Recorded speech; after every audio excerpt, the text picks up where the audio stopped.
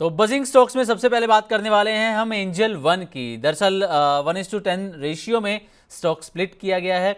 अब हुआ क्या कि इसकी जो कीमत 2490 रुपये के आसपास थी, वो एकदम से जब 250 रुपये के आसपास आई स्प्लिट होने के बाद, तो निवेशकों में थोड़ी सी घबराहट हुई कि शेयर 90% गिर गया। लेकिन असल में ये वो गिरावट नहीं है, आपकी वैल्यू जो है वो उतनी ही रहने वाली है। बस इसी वजह से आज जो है वो एंजल वन जो है वो चर्चा में है। तो सर, एंजल वन पर आपका टेक जानना चाहेंगे, कैसा लग रहा है सर आपको? स्टॉक स्प्लिट हुआ है, क्या अब यहाँ से आपका नज़रिया बन रहा है सर इसके अंदर? देखिए, ये पूरा स्पेस जो है ना, जो बहुत ज्यादा कंसंट्रेटेड है रिटेल ब्रोकिंग को लेके, बहुत कंफर्ट नहीं दे रहा है मुझे अभी। और हमने पहले देख लिया कि बजट में एसटीटी को लेके बात आ गई, फिर आरबीआई मार्जिन्स को लेके आ गया, अभी सेबी भी आ सकती है किसी भी चीज़ को लेके। और बहुत कंफर्ट ऐसे इसलिए भी नहीं मिल रहा है क्योंकि slowly and gradually retail participation अभी इतना एग्रेसिव होता हुआ दिख नहीं रहा है। तो क्या ये एक टर्न अराउंड स्टोरी होगी? नहीं, मैं नहीं समझता अभी। फॉर द टाइम बीइंग तो मैं स्टे अवे ही बोलूंगा इस पर्टिकुलर काउंटर से। ओके, स्टे अवे, ठीक है सर। बंधन बैंक की यहाँ पर एक बार बात कर लेते हैं। दरअसल शेयर में पिछले 3-4 दिन से लगातार तेज़ी देखने को मिल रही है। जुलाई 2025 के बाद नए हाई पर पहुंचता हुआ शेयर जो है नजर आया है, 7 महीने के हाई पर पहुंचता हुआ नजर आ रहा है। और फरवरी के अंदर ही शेयर में 17 से 18% के आसपास की जो है वो तेज़ी एक देखने को मिली है। बैंक के लोन और रिकवरी की हालत सुधरी और कई ब्रोकरेजेस हाउसेज ने बाय रेटिंग भी बंधन बैंक को दी है। तो सर, बंधन बैंक, ये आपको कैसा लग रहा है सर? देखिए, अब मुझे एक चीज बताइए, जी। बहुत क्लियर केस में आपसे पूछता हूँ। पहली बात तो मुझे बैंकिंग इंडेक्स नहीं अच्छा लग रहा है। हम्म। उसके बाद अगर मुझे प्राइवेट बैंकिंग स्पेस में जाना है, तो मैं 30 के पी मल्टीपल का बैंक क्यों खरीदूंगा? I have Kotak bank at 22, Axis bank at 16, ICICI bank at 18.9, और ये तो चले भी नहीं है। बंधन बैंक तो चल भी गया। तो अब इसमें आपको करना क्या चाहिए? इसमें करना ये चाहिए कि एक स्टॉप लॉस के साथ जो कि निकल के आता है अराउंड 168, अपनी पोजीशन मेंटेन करिए। फ्रेश पोजीशन मैं नहीं बनाने के लिए बोलूंगा, क्योंकि वॉल्यूम बेस्ड पार्टिसिपेशन है। तो हो सकता है आपको थोड़ा सा और मूवमेंट देखने को मिल जाए। अभी 186 लेवल्स पे चल रहा है, 198 से 206 तक भी ये चला जाए। फ्रेश एंट्री मैं बिल्कुल सजेस्ट नहीं करूंगा। मोमेंटम राइड करिए बट स्टॉप लॉस के साथ। ओके, ठीक है सर। चलिए अगले बजिंग स्टॉक की यहाँ पर हम बात कर लेते हैं। तेजस नेटवर्क्स, आज 14 से 15% के आसपास की तेज़ी आज इसमें देखने को मिल रही है। दरअसल खबर यह है कि एनईसी कॉरपोरेशन के साथ एक बड़ी डील जो है वो तेजस नेटवर्क्स ने साइन की है। ये जो डील हुई है 5G मैसिव मीमो रेडियोज़ बनाने और सप्लाई करने के लिए हुई है। तो ये 5G मैसिव मीमो होता क्या है, ये आपको बताते हैं कि इससे नेटवर्क स्पीड और कवरेज बढ़ाने वाली ये एडवांस्ड 5G तकनीक है मैसिव मीमो। और इसी खबर के चलते जो है तेजस नेटवर्क्स में आज 14 से 15% का एक उछाल भी देखने को मिला है। तो रचित सर, तेजस नेटवर्क्स पे बात करेंगे। इस पे एक सवाल भी हमारे पास आया है, वो भी ले लेता हूँ आपसे, उसका भी आंसर जानना चाहेंगे। अवनीश जी का सवाल है, ये पूछ रहे हैं सर कि तेजस नेटवर्क्स 52 वीक से लो है, आज 14% चल भी क्या है, तो क्या इसमें फ्रेश एंट्री बना सकते हैं? ये आपसे सजेशन जानना चाहते हैं सर। देखिए, ऑर्डर बुक इम्प्रूव हो रही है, नो डाउट, अच्छी चीज़ है ये।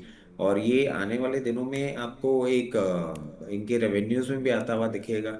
तो वो भी एक अच्छी चीज़ होती हुई दिखती है। बट एक चीज़ भुलाने वाली नहीं हो सकती कि इसमें आपको ना हायर लेवल पे सप्लाई ज़रूर आती हुई दिखेगी। जिस तरीके से ये फॉल किया है, होता क्या है, आप इस चीज को ऐसे समझने की चेष्टा करिए कि जब कोई स्टॉक बहुत सारे सपोर्ट ब्रीच करता हुआ नीचे आता है, तो जो सपोर्ट होता है वही उसका रेजिस्टेंस बन जाता है। मैं ये बात क्यों कह रहा हूँ? आपने अब एक अपमूव देख जरूर लिया है, बट हायर लेवल्स पे इस पे सप्लाई आने के चांसेस बहुत ब्राइट हैं। और हायर लेवल पे जो सप्लाई का पहला पॉइंट बन जाता है वो इसका 50 डे मूविंग एवरेज ही बन जाता है, जो कि 376 लेवल्स है। अभी इसके लिए बहुत इंपॉर्टेंट होगा 376 के ऊपर सस्टेन करना। अगर नहीं कर पाता है तो ये वापस लोअर लेवल पे जाएगा। अब बात कर लेते हैं हम पोजीशन बनाने की। मान लीजिए ये 376 लेवल्स नहीं ब्रीच करता है और उसके बाद लोअर लेवल के ऊपर जब जाता है, तब अगर आप चाहें तो एक स्टैगर्ड मैनर में अपनी पोजीशन आप बना सकते हैं। जिस तरीके से ये रन अप कर दिया है, और क्योंकि दिख रहा है कि इस 50 डे मूविंग एवरेज क्रॉस करने में थोड़ी सी परेशानी हो सकती है, तो रिस्क रिवॉर्ड फेवरेबल नहीं है। जिनके पास लोअर लेवल पे बनाया था और ट्रेडिंग पोजीशन थी, कहूंगा आप 376 374 लेवल्स पे आए एग्जिट कर लें। जो इसमें टाइम कमिटमेंट दे सकते हैं उनको कोई फर्क नहीं पड़ना चाहिए, वो आराम से अपनी पोजीशन मेंटेन करें।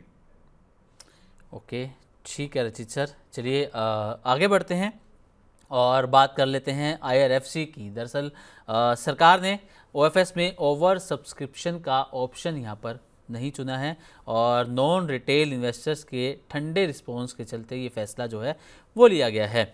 आज रिटेल इन्वेस्टर्स के लिए ओएफएस का हिस्सा जो है वो खुल गया है और एसएमबीसी एमयूएफजी बैंक के साथ 40 करोड़ रुपए का एक एक्सटर्नल कमर्शियल बोरोइंग लोन भी एग्रीमेंट जो है वो साइन किया गया है। तो सर आईआरएफसी कैसा लग रहा है सर आपको, टेक्निकली फंडामेंटली क्या लग रहा है, क्या कुछ करना चाहिए सर इसके अंदर? देखिए, ये जब खबर आई थी, जी। मतलब परसों शाम को ही खबर आई थी, और frankly I was taken by surprise. और मैं जब ये बोल रहा हूँ कि I was taken by surprise, क्योंकि मुझे समझ ही नहीं आ रहा है कि किस तरीके का डिसीजन लिया गया है। आप देखिए, ऑलरेडी इतना अंडर परफॉर्मेंस कर रहा था, ये 52 वीक लो के आसपास चल रहा था, कहीं भी कॉन्फिडेंस नहीं आ रहा था। आपने उस पे ऑफर फॉर सेल लेकर आ गए, ये क्या कैलकुलेशन था मुझे खुद को नहीं समझ आया। अब सरकार अगर ये कैलकुलेशन लेकर आई है, तो कहीं ना कहीं सरकार या जो भी डिसीजन मेकर हैं वो इसमें और फर्दर वीकनेस देख रहे होंगे। मतलब वो होता है ना कि अगर कोई वैसे नहीं मर रहा तो उसको किसी और तरीके से जान से मार दिया जाए, बिल्कुल मेरे को तो ये कदम वैसा उठता हुआ दिख रहा है। अब ये गलत कदम हो गया है लुकिंग एट द लेवल्स, और हो सकता है कि आपको जो ये मोमेंटम है ये और कंटिन्यूड होता हुआ दिखे और 94 के आसपास सपोर्ट लेता हुआ दिखे। उसके पहले मुझे ये स्टॉप होता हुआ नहीं दिख रहा है। दो कंपनी इज गुड, मतलब आप देखें, जब भी हम रेलवे की बात करते हैं तो हम बोलते हैं कि रेलवे में आपको कोई भी काम करना होगा, आईआरएफसी आपको फंडिंग देगी, सब कुछ करेगी। इनकी बिजनेस अपडेट्स भी अच्छे आए थे, इनकी जो रिजल्ट्स थे वो भी बहुत ज़्यादा इन लाइन थे, तो कोई ऐसी नेगेटिविटी नहीं थी। बट क्यों ये डिसीजन लिया गया, I am unable to understand. But हाँ, डैमेज तो देखने को मिलेगा, 96 के आसपास कहीं ना कहीं सपोर्ट लेता हुआ दिखना चाहिए। ओके, ठीक है सर, अगले बजिंग स्टॉक की बात कर लेते हैं। Vodafone idea. रजित सर आपसे जब भी हम शो करते हैं तो इसके बारे में ज़रूर बात होती है वोडाफोन आइडिया के ऊपर, तो आज भी इस पर बातचीत करते हैं। आज का जो हाई है 11 रुपये 16 पैसे के आसपास का है। ठीक ठाक एक तेज़ी 1% से ज़्यादा की वोडाफोन आइडिया के अंदर आज देखने को मिली है। और सर इसी पर क्योंकि एक दर्शक का भी सवाल आया है तो आपसे उस पर भी बातचीत करेंगे। सवाल ये है, निमी जी का ये पूछ रही हैं कि क्या वोडाफोन आइडिया इसके अंदर फ्रेश एंट्री अभी की जा सकती है? निमी जी देखिए, बहुत क्लियर केस है, 12 रुपए से हम और बोल सर रहे हैं इनका कि नज़रिया नहीं। भी शॉर्ट टर्म का है, वोडाफोन आइडिया, और नज़रिया भी शॉर्ट टर्म तो। नहीं नहीं निमी जी, बहुत गलत स्टॉक आप देख रहे हैं, कहीं कोई और स्टॉक में ट्रेडिंग बेट देखिए। छोटे अवधि में कुछ नहीं करेगा, मैं बार बार, अब तो मतलब मैं इतनी इतनी बार बोल चुका हूँ, अब तो सबको ये बात याद हो जानी चाहिए। मैं कंटिन्यूसली दिसंबर से बोल रहा हूँ, इनफैक्ट दिसंबर नहीं छोड़िए, मैं नवंबर से ये बातें कर रहा हूँ कि 12 रुपए के मूवमेंट पे कहीं ना कहीं कैपिंग आ जाएगी, वो कैपिंग आती हुई दिख रही है। और मैं क्लियर केस कह रहा हूँ, जब तक कोई नया फ्यूल नहीं आएगा, जब तक इसके नंबर्स इंप्रूव नहीं होंगे, जब तक इसका आरपू इंप्रूव नहीं होगा, जब तक एजीआर ड्यू का कोई पॉजिटिव अनाउंसमेंट नहीं आएगा, कुछ भी नहीं होगा इस स्टॉक के अंदर। ठीक है। और सर जिन्होंने पहले से रख रखे हैं पोर्टफोलियो के अंदर वो क्या करें? देखिए, अगर आपने लोअर लेवल्स पे ले रखे हैं तो बिल्कुल पोजीशन बना के रखिए, क्योंकि प्रैक्टिकली ऐसा नहीं है कि स्टॉक खराब हो गया। जी। इट्स जस्ट दैट, आप ऐसे ही समझिएगा सिमरनजीत जी की गवर्नमेंट ने ना 10 और 11 रुपए पे इस पे फंड डिप्लॉय किया था।